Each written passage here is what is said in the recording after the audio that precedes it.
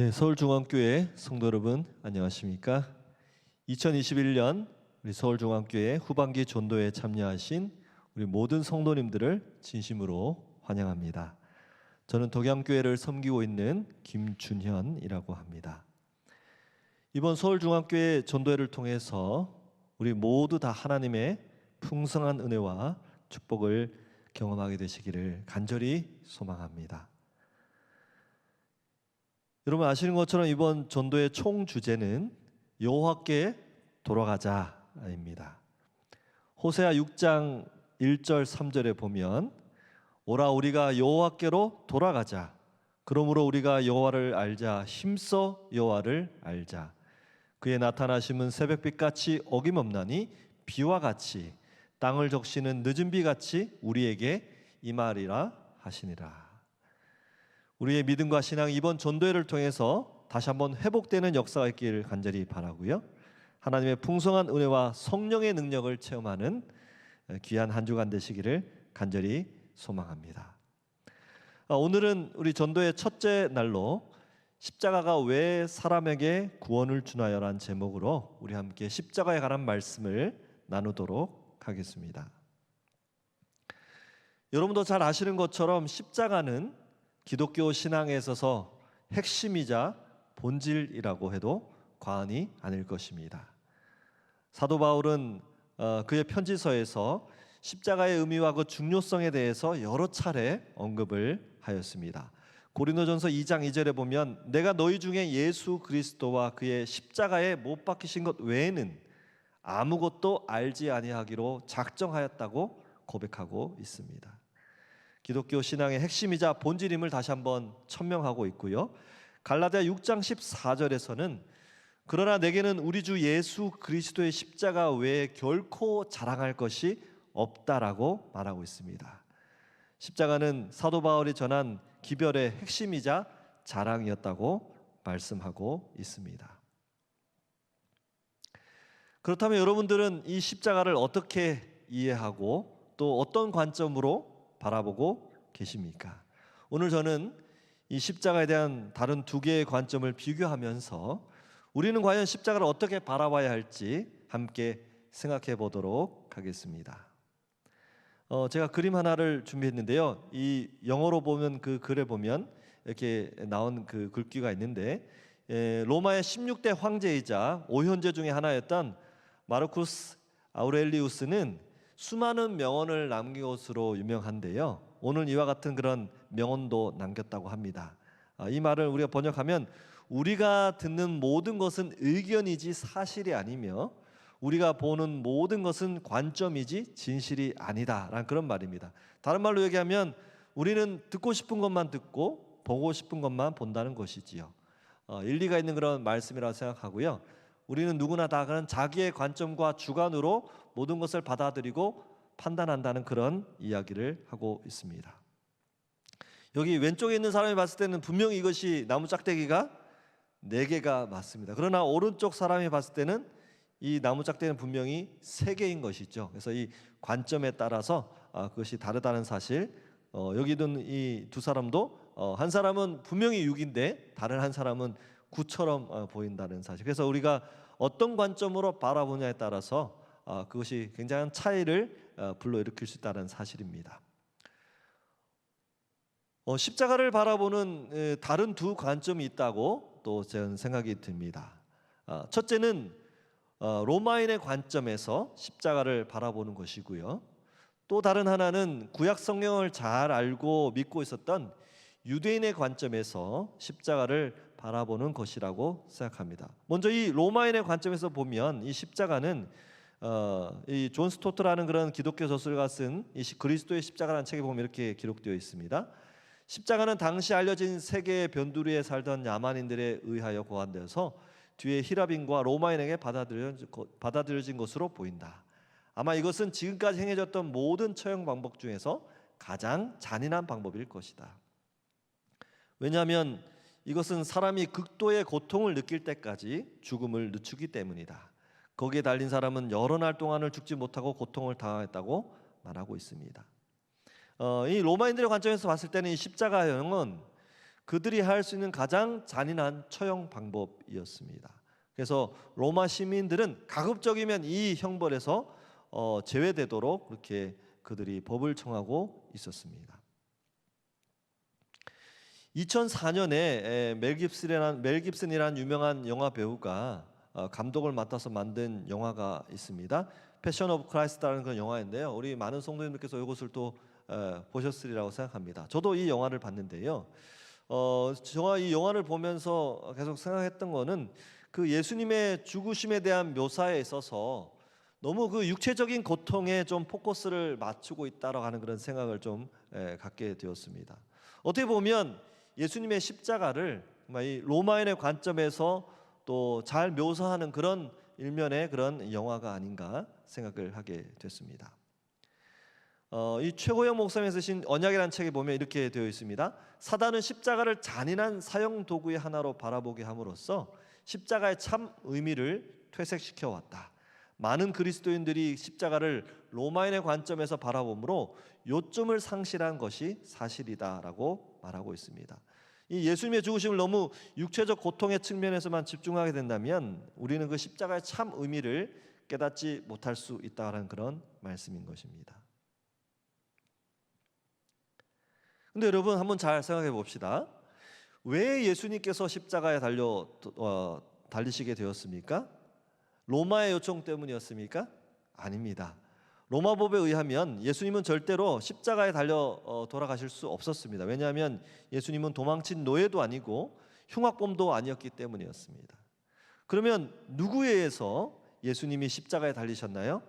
네, 여러분 잘 아시는 것이 바로 유대인들 때문이었습니다. 요한복음 19장 6절에 보면 대제사장들과 하석들이 예수를 보고 소리질러 가로되 십자가에 못 박게 하소서, 십자가에 못 박게 하소서 하는지라. 그래서 이 유대인들이 예수를 십자가에 못 박을 것을 강력하게 요구하고 있는 그 장면을 우리가 여기서 확인할 수 있습니다.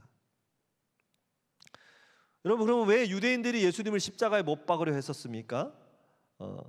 요한복음 19장 7절에 보면 유대인들이 대답하되 우리에게 법이 있으니 그 법대로 하면 저가 당연히 죽을 것은 저가 자기를 하나님의 아들이라 한다고 예수님을 신성모독죄, 참남죄로 고소하고 예수님을 죽이려고 하였습니다. 근데 여러분 성경을 보시면 여기 중요한 부분이 있는데요. 신성모독죄, 참남죄에 대해서 어떻게 대처하라고 성경이 말하고 있냐면 레위기 24장 16절에 보면 여호와의 이름을 해방하면 그를 반드시 죽일지니 온 회중이 돌로 그를 칠 것이라고 말씀하고 있습니다. 참남죄는 돌로 쳐서 처형하게 되어 있었습니다. 그런데 왜 예수님은 돌로 치지 않고 십자가에 매달아 죽였을까요? 너무 이상하지 않습니까? 구약 시대만 그 법이 적용되고 신약 시대에 와서는 그것이 바뀌었을까요? 그렇지 않습니다. 여러분, 그 7교의 집사 중에 하나였던 이 스데반은 그리스도교 최초의 순교자가 되었습니다. 유대인들은 하나님과 예수님을 동격으로 놓는 그런 신성모독적인 발언을 했다고 해서 그 스데반을 돌로 쳐서 죽였습니다. 사도행전 7장 56절 57절에 보면 이 스데반이 하늘이 열리고 예수님께서 하나님 우편에 서신 것을 봤다라고 말하는 순간 이 유대인들이 돌로 그를 쳐서 죽였던 것입니다. 이 사건을 통해 봤을 때 유대인들에게 레위의 법은 그대로 유효했으며 또 그것을 적용하고 있었다는 사실을 우리가 여기서 확인할 수 있습니다. 그렇다면 왜 그들은 예수님을 십자가에 달기를 원했을까요? 마태복음 27장 22절에도 보면 집요하게 예수님을 십자가에 못 박아야 된다고 그들은 외치고 있습니다. 왜 그랬냐면 이 유대인들은 어릴 때부터 배우고 암송했던 신명기에 있는 말씀, 그 말씀을 기억하기 때문에 예수님을 십자가에 못 박아 죽였습니다. 그 말씀은 바로 신명기 21장 22절 23절에 있는 말씀인데요. 사람이 만일 죽을 죄를 범함으로 내가 그를 죽여 나무 위에 달거든 그 시체를 나무 위에 밤새도록 두지 말고 당일에 장사하여 내 하나님 여호와께서 내게 기업으로 주시는 땅을 더럽히지 말라. 나무에 달린 자는 하나님께 저주를 받았음이라는 그런 말씀이 신명기에 기록되었고 이 말씀에 의해서 나무에 달려 돌아가게 함으로 예수님을 하나님의 저주의 대상으로 삼기 위해서 십자가형을 요구했던 것입니다.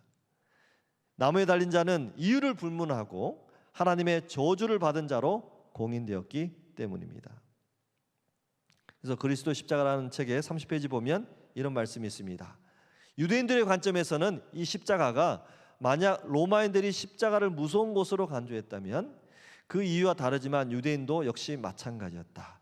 유대인들은 나무와 십자가를 구분하지 않았다. 그러므로 그들은 십자가에 못 박힌 범죄자들에게는 자동적으로 나무에 달린 자는 하나님께 저주를 받았음이라는 율법의 끔찍한 진술을 적용시켰다고 말하고 있습니다. 그래서 이 유대인들의 관점, 구약 성경을 알고 있었던 유대인들의 관점에서는 예수님이 십자가에 달려 돌아가신 것이기도 했지만 나무에 달려서 하나님의 저주가 되었다는 그런 말씀을 우리가 다시 한번 여기서 확인할 수 있습니다. 근데 여러분, 사실 나무는 하나님의 축복의 상징입니다. 나무는 쉴 수 있는 그늘을 제공하고 또 불을 지피는 땔감을 제공하고 또 나무에서 각종 열매와 가실들은 하나님의 큰 축복의 선물이 아닐 수 없습니다. 그런데 이와 같은 축복의 상징이 사람을 죽이는 처형의 수단이 될 때 그 복은 제한을 받을 수밖에 없었고 그 땅은 더럽힘을 받게 되었습니다. 그래서 이 나무에 달아서 사람을 죽이게 될 때 밤새도록 두지 말고 당일에 그 사람을 내리라고, 그 땅을 더럽히지 말라라고 하나님께서는 말씀하셨습니다. 성경에 보면 이 나무에 달아서 사람을 죽이는 경우가 아주 극히 드물게 나타나고 있는데, 이 여호수아 8장 29절 아이 왕과 또 여호수아 10장에 이 가나안 왕들을 이렇게 처형하는 방법으로 이 방법이 사용된 것을 확인할 수 있습니다. 하나님의 완전한 형벌과 심판을 상기하도록 했는데요, 이스라엘에 수많은 악한 왕들이 있었지만 나무에 달아 죽였다는 왕은 없었습니다. 그만큼 이 나무에 달아 죽이는 것은 하나님의 저주를 상징하는 끔찍한 그런 형벌이었던 것입니다. 예수님의 제자였던 베드로도 이 예수님의 십자가를 다시 한번 상기하고 기억하면서 이렇게 고백하고 있습니다. 사도행전 10장 39절에 보면 그의 설교 가운데 우리는 유대인의 땅과 예루살렘에서 그의 행하신 모든 일의 증인이라. 그를 저희가 나무에 달아 죽였다라고 말하고 있습니다. 이 베드로는 예수님을 십자가에 달아 돌아가지 않고 나무에 달아 죽였다라고 유대인의 관점에서 그 십자가를 바라보고 있다는 사실을 확인할 수 있습니다. 베드로전서 2장 24절에도 친히 나무에 달리셨다고 예수님의 십자가를 그렇게 고백하고 있습니다. 그러므로 이 유대인의 관점에서 이 예수님의 십자가형은 나무에 달린 자는 하나님의 저주를 받았다고 하는 그런 개념을 수학 공식처럼 이렇게 기억하고 그들 관념 속에 있었다고 하는 사실입니다. 그래서 여기 또 한 말씀 보시면 유대인들의 관념 속에 하나님의 저주를 받은 자는 죽을 죄를 범한 자이고 그는 결코 부활할 수 없었다. 하나님의 저주를 받은 자는 회개해도 소용없으며 그에게는 구원의 기회 자체가 없었다라고 말하고 있습니다. 여러분, 그렇다면 왜 유대인들은 고집스럽게 예수님을 십자가에 또 나무에 달아서 하나님의 저주가 되게 했을까요? 그 이유는 바로 여기에 있습니다. 그들은 예수님을 그 메시아성을 테스트해보고 또 그것이 메시아가 아니라면 그냥 그 나무에 달아서 죽게 하는 그런 일석이조의 효과를 보기 위해서 그렇게 했던 것입니다. 참 메시아라면 하나님께서 살리실 것이고 거짓 메시아라면 그냥 죽게 될 것이기 때문에 그런 두 가지 모두를 충족하는 그런 차원에서 예수님을 나무에 달아 죽였다고 하는 사실입니다. 유대인의 관점에서 십자가에 죽은 자는 결코 메시아가 될 수 없다. 그들은 설령 자신들의 오판으로 만약 천에 하나 만에 하나 예수를 십자가에 죽이려 해도 그가 참 메시아라면 절대 실수가 없으신 하나님께서 반드시 그를 십자가에서 죽지 않도록 막으실 것이라고 굳게 믿었다. 그러므로 유대인들에게 십자가는 예수님의 메시아성을 확인하면서 동시에 처형할 수 있는 일석이조의 효과가 있었다라고 말하고 있습니다. 그래서 여러분, 이 사실을 잘 알고 있던 바로 가룟 유다가 예수님을 시험했던 것입니다.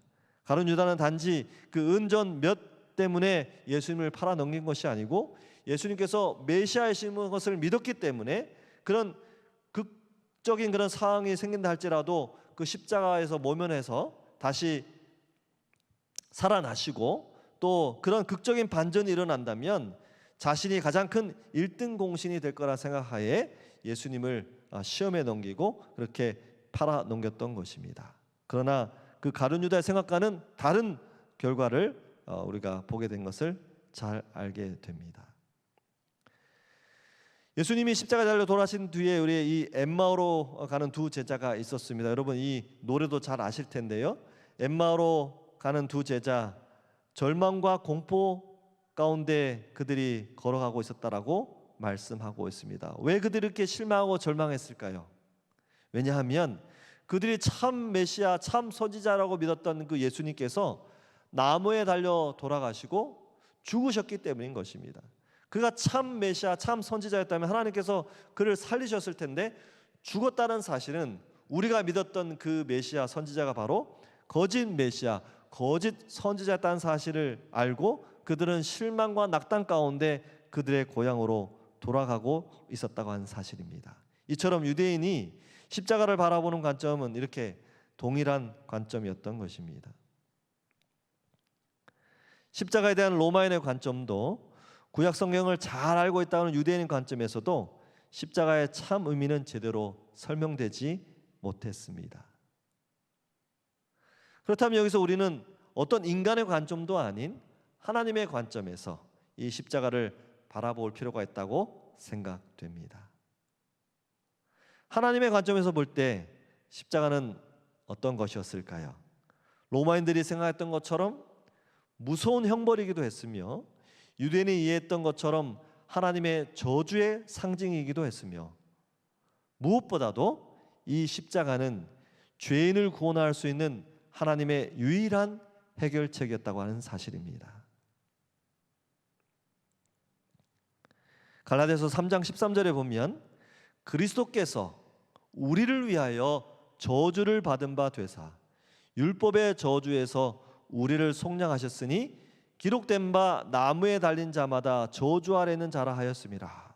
사도 바울은 이 신명기 21장 23절을 인용하면서 예수 그리스도께서 죽으신 것, 하나님의 저주가 되신 것은 우리를 위하여 저주가 되셨다고 말하고 있습니다. 우리의 죄를 대신해서 예수님이 하나님의 저주, 율법의 저주를 받은 것이라고 말씀하고 있습니다. 베드로전서 2장 24절에도 친히 나무에 달려 그 몸으로 우리 죄를 담당하셨다고 말씀하고 있습니다. 여러분, 우리가 무슨 그런 큰 죄를 지었다는 것이죠?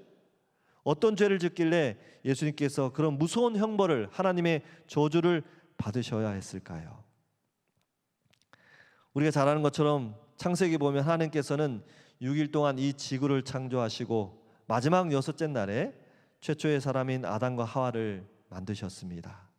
그리고 그들을 에덴 동산에 두시고 하나님의 언약과 하나님의 축복 가운데 행복한 삶을 살도록 하셨습니다.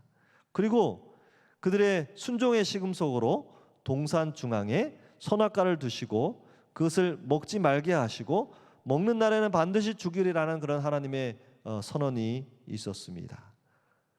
기본교리 253페이지 보면 이런 말씀이 있죠.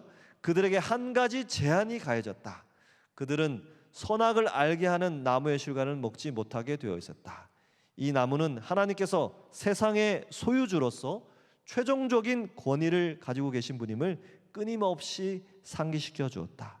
이 제한을 존중함으로써 첫 부분은 그분께 대한 그들의 믿음과 충성심을 나타내었다. 하나님이 그들의 생명의 시여자이시고 모든 것의 주인이라는 것을 이 선악과를 통해서 하나님의 말씀에 순종함으로 그것을 지키고 또 하나님께 그것을 나타내 보여주게 됐다는 사실입니다. 하지만 우리 모두가 아시는 것처럼 아담과 하와는 하나님의 말씀에 불순종하였고 생명이신 하나님을 거절함으로써 죽음에 이르게 되었습니다.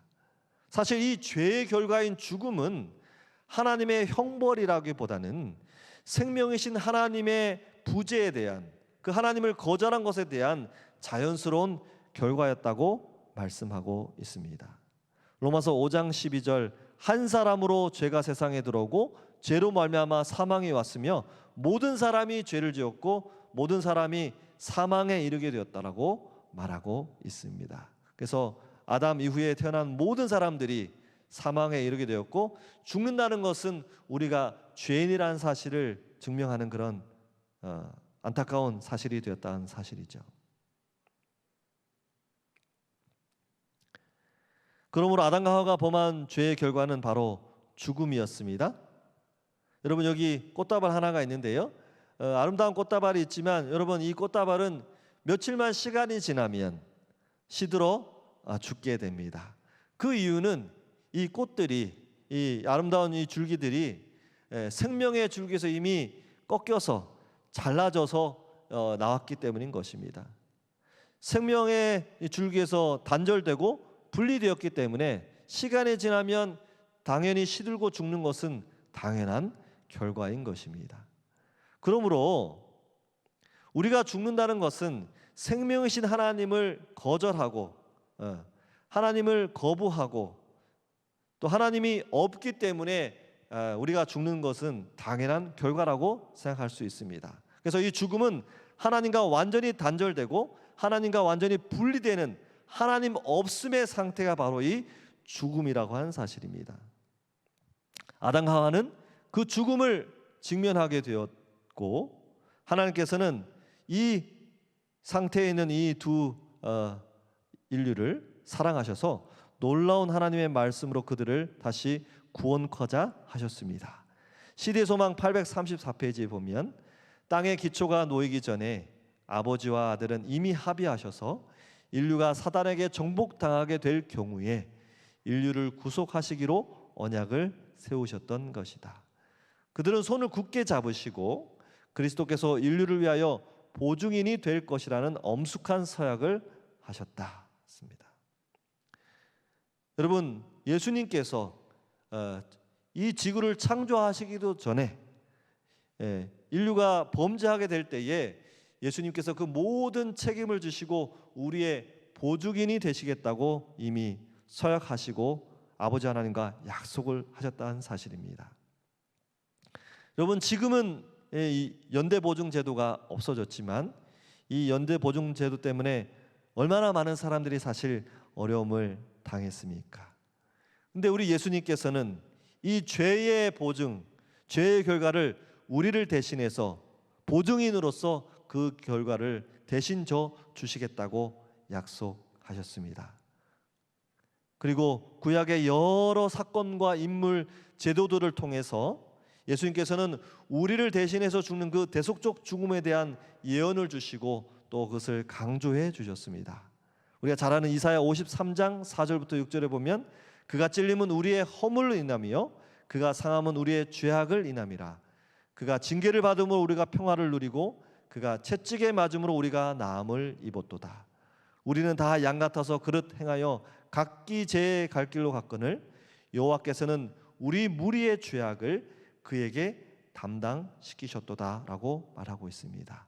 우리의 죄를 그에게, 예수에게 대신 지으심으로 그분의 죽으심을 통하여 우리에게 다시 생명과 구원을 주시기로 예언하시고 말씀하셨던 것입니다.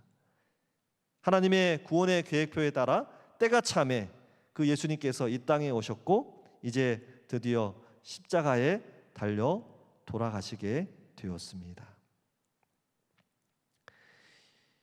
예수님께서는 이 사실을 아시고 니고데모와의 그런 대화를 통해서 이미 요한복음 3장 14절 15절에 모세가 광야에서 뱀을 든 것 같이, 광야에서 장대 위에 그 뱀을 들었던 것처럼 인자도 나무에 들려야 한다고, 나무에 달려야 한다고 말씀하셨습니다.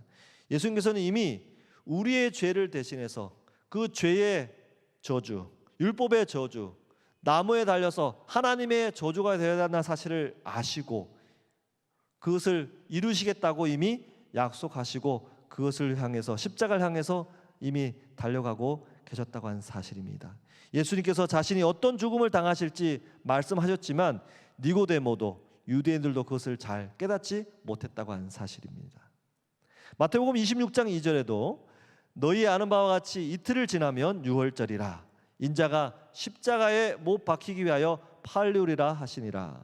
예수님은 우리를 구원하기 위하여 죄의 저주가 되셔야 할 것을 아시고 그렇게 우리에게 약속해 주셨습니다. 로마에 의해서, 유대인들에 의해서 예수님께서 십자가에 달린 것도 사실이지만 하나님께서 우리의 구원을 위해서 하나님의 아들 예수 그리스도를 우리에게 내어주셨고, 예수님께서 자발적으로 그 하나님의 저주, 우리의 죄의 저주를 받기로 선택하심으로 이 나무에 달려 예수님께서 십자가에 달려 돌아가시게 되었다고 하는 사실입니다. 시대소망 753페이지에 이런 귀한 말씀이 있습니다. 우리의 대리자요 보증인이 되시는 그리스도께 우리 모두의 죄가 놓여졌다. 우리를 율법의 정죄에서 구속하시려고 그분은 범죄자로 헤아림을 받으셨다.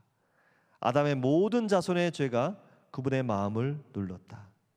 불법으로 인하여 생긴 죄에 대한 하나님의 불쾌하심, 곧 그분의 무서운 진노가 당신의 아들의 영혼을 전율하게 만들었다. 이 최대의 고민의 시간에 구주께로부터 하나님께서 당신의 얼굴을 돌리심으로 인하여 인간이 결코 이해할 수 없는 슬픔이 그분의 마음을 찔렀다. 이러한 고민이 너무 컸기 때문에 그분은 육체적 고통을 거의 느낄 수 없었다 그랬습니다. 여러분, 많은 사람들이 로마인의 관점으로 예수 그리스도의 십자가를 바라보게 합니다. 그 당하신 고통을 우리가 바라보게 하고 그 예수님께서 당하신 고통이 얼마나 큰 것인지 생각하게 합니다. 그러나 여러분, 사실 예수님께서 정말 죽음을 당하신 것은 그런 육체적 고통이 아니라 하나님께서 이 죄의 결과로 해서 완전히 생명을 거두시고 하나님과 완전히 분리되고 하나님과의 관계가 완전히 단절되는 그 죄의 결과를, 둘째 사망의 그 결과를 예수님께서 우리를 대신해서 겪으셨기 때문에 그것을 통해서 우리가 다시 한번 예수님의 희생과 죽음으로 구원을 얻게 되었다고 하는 사실입니다. 그리스도께서는 당신의 생애와 죽음을 통하여 하나님의 공의는 그분의 자비를 손상시키지 않을 뿐만 아니라 죄는 용서받을 수 있고 하나님의 율법은 의로우며 온전히 순종할 수 있다는 사실을 입증하셨다고 되어 있습니다. 그래서 이 예수 그리스도의 십자가는 하나님의 저주였지만 예수님께서 그것을 자발적으로 지시기로 선택하심으로 우리에게는 구원의 놀라운 결과를 얻게 되었다고 하는 사실입니다. 요한복음 12장 23절 24절에 예수님께서는 이렇게 말씀하고 있습니다. 예수께서 대답하여 이르시되 인자가 영광을 얻을 때가 왔도다. 내가 진실로 진실로 너에게 이르노니 한 알의 밀이 땅에 떨어져 죽지 아니하면 한 알 그대로 있고 죽으면 많은 열매를 맺느니라고 말씀하고 있습니다. 여러분, 이 십자가는 하나님의 저주였던 것이 사실입니다. 그러나 우리 예수 그리스도께서는 그 하나님의 저주를 하나님의 영광으로 승화시켰다는 사실입니다. 왜냐하면 그분의 죽으심으로 많은 열매, 한 알의 밀이 죽으면 많은 열매를 맺듯이 그 한 분의 예수님의 죽으심을 통해서 저와 여러분을 비롯한 우리 모든 사람들이 구원을 받을 수 있는 그런 길이 마련될 수 있었기 때문인 것입니다. 사랑하는 우리 서울중앙교회 성도 여러분, 여러분들은 이 십자가를 지금 어떻게 바라보고 계십니까? 유대인의 관점도 아닌, 구약 성경을 잘 안다고 공언했던 유대인의 관점도 아닌, 또 로마인의 관점도 아닌 하나님의 관점으로 다시 한번 이 그리스도의 십자가를 바라볼 수 있게 되기를 간절히 바랍니다. 죄가 얼마나 두렵고 무서운 것인지를, 동시에 죄인을 향한 예수님의 사랑이 얼마나 크고 놀라운 것인지를 십자가를 통하여 다시 한번 깨닫게 되는 우리 모두가 되기를 간절히 소망합니다. 고린도전서 1장 18절에는 십자가의 도가 멸망하는 자들에게는 미련한 것이요 구원을 얻는 우리에게는 하나님의 능력이 된다고 말씀하고 있습니다. 하나님의 저주인 이 십자가가 예수 그리스도의 희생으로 말미암아 우리에게는 구원을 주시는 하나님의 능력이 되었다는 사실을 기억하시고, 여러분 이 십자가를 다시 한번 바라보시고 그 예수님이 이루어놓으신 그 구원을 여러분의 것으로 다시 한번 받아들이는 그런 귀한 믿음을 다시 한번 보이시게 되기를 간절히 바랍니다. 오늘 우리 첫째 날 시간으로 십자가가 왜 사람에게 구원을 주는지 그 이유에 대해서 함께 살펴보았습니다. 십자가는 하나님의 저주의 대상이었지만, 그러나 예수님께서 우리의 죄를 대신해서 그 저주를 받으심으로 우리가 다시 예수님의 십자가와 희생을 통해서 그것을 믿음으로 말미암아 다시 영생하고 구원을 받을 수 있는 그 길을 마련하셨다는 사실을 우리가 다시 한번 확인하게 되었습니다. 마지막으로 우리 교리에 있는 말씀 한 말씀 보겠습니다. 십자가에서 예수님은 언약 속에서 인간의 보증이 되기로 하신 당신의 서약을 성취하셨다. 다 이루었다는 그분의 외침은 그분의 사명이 성취되었음을 나타내었다. 그분은 범해진 하나님의 율법이 요구하는 죄값을 자신의 생명으로 치르셨으며 회개하는 인류에게 구원을 보장하셨다. 그 순간에 그리스도의 보혈은 은혜의 언약을 비준하였다. 그분의 속죄하는 보혈을 믿음으로 회개하는 죄인들은 하나님의 아들과 딸로 입양이 되고 따라서 영생의 후사가 된다고 말씀하고 있습니다. 여러분, 이 예수 그리스도의 십자가를 바라보시는 가운데 그 사랑과 희생을 여러분 마음가운데 다시 한번 믿음으로 받아들이시고 그 예수님을 여러분 마음 가운데 영접하심으로 하나님의 아들과 딸이 되는, 하나님의 자녀가 되는 그런 영생의 후사가 되는 귀한 특권을 우리 서울중앙교회 모든 성도님들이 함께 누리시게 되기를 주의 이름으로 간절히 축원하며 오늘 첫째 날 말씀을 드리도록 하겠습니다. 기도하시겠습니다. 하늘에 계신 하나님 아버지, 우리 서울중앙교회 전도의 첫째 날을 맞이하여서 십자가가 왜 우리에게 필요한지, 십자가에서 하나님께서 무엇을 이루었는지를 다시 한번 바라보게 하시고 깨닫게 하시니 하나님 감사합니다. 십자가는 무서운 형벌이었고 또 하나님의 저주였습니다. 그러나 우리 하나님께서 그 하나님의 저주를 하나님의 영광으로 승화시키시고 예수 그리스도의 죽음과 희생을 통하여 우리에게 다시 한번 영생과 구원을 허락하신 놀라운 진리를 오늘 깨닫게 하신 하나님 감사합니다. 예수 그리스도를 우리 마음가운데 다시 한번 영접하고 믿음으로 받아들임으로 하나님의 아들과 딸이 되는 귀한 축복을 누리게 하시고 영생의 후사가 되는 우리 모든 서울중앙교회 성도 되도록 축복하시기를 그리스도의 신 예수님의 이름으로 간절히 기도드리옵나이다. 아멘.